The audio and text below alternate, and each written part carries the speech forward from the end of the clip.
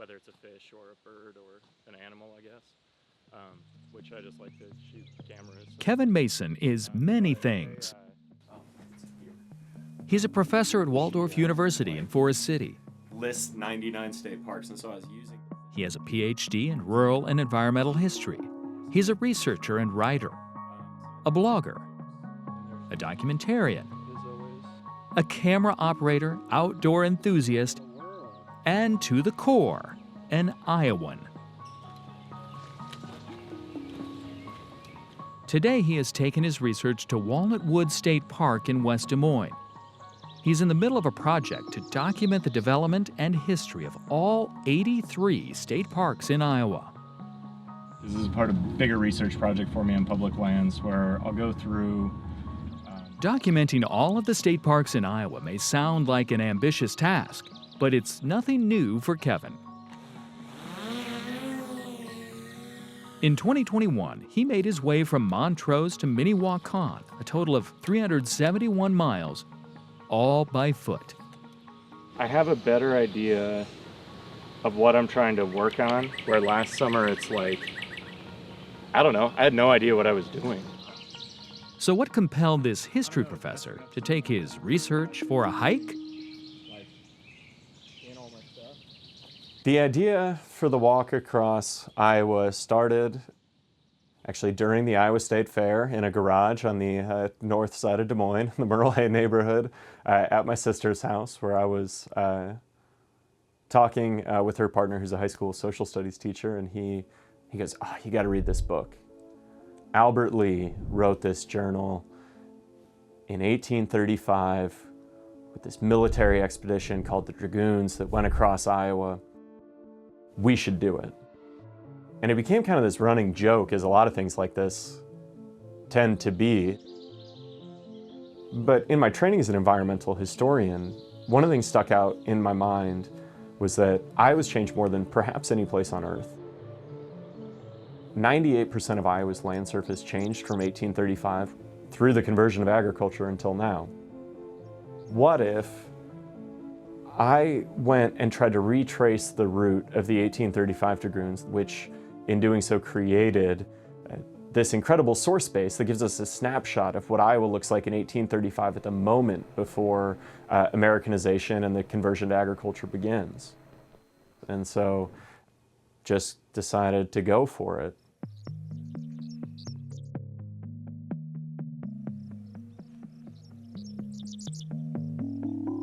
Hello, Kevin here with Notes on Iowa. Today I'm going to talk to you a little bit about day 4 of my walk across Iowa. Some of the big things that stood out to me this day were the importance of the river was really driven home to it. It had been a very hot previous 8 days as I made my way from Prairie City. For 21 days, Kevin set out along the Des Moines River to retrace the historic route. Rain, heat, and country roads all turned into unique challenges, all while trying to record his observations, capture video, fly a drone, and log and document the route.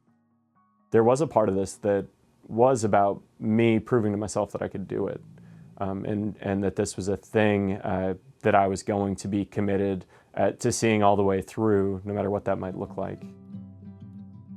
So, I made it. I had a crazy idea.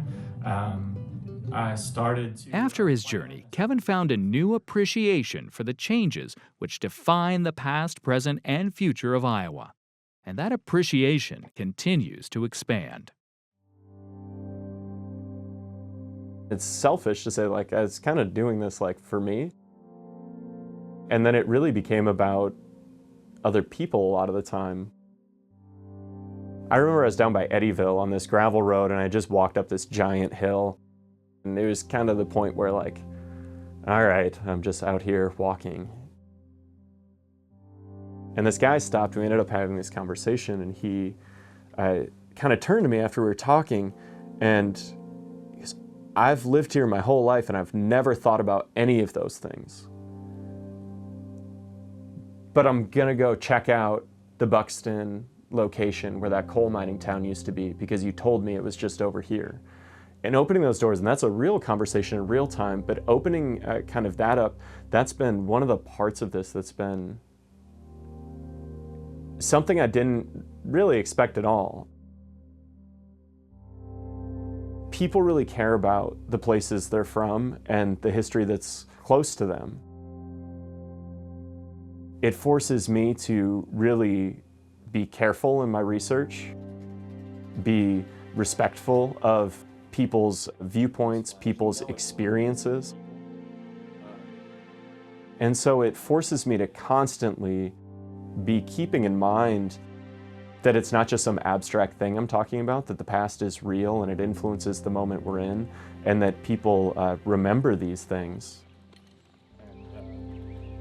And that's where I think like Notes is actually going, is I know I want to just keep pushing myself to learn new things, to better understand this place, and then to communicate that to other people. That could look like a lot of different things in the future, and I'm sure it will if I'm lucky enough.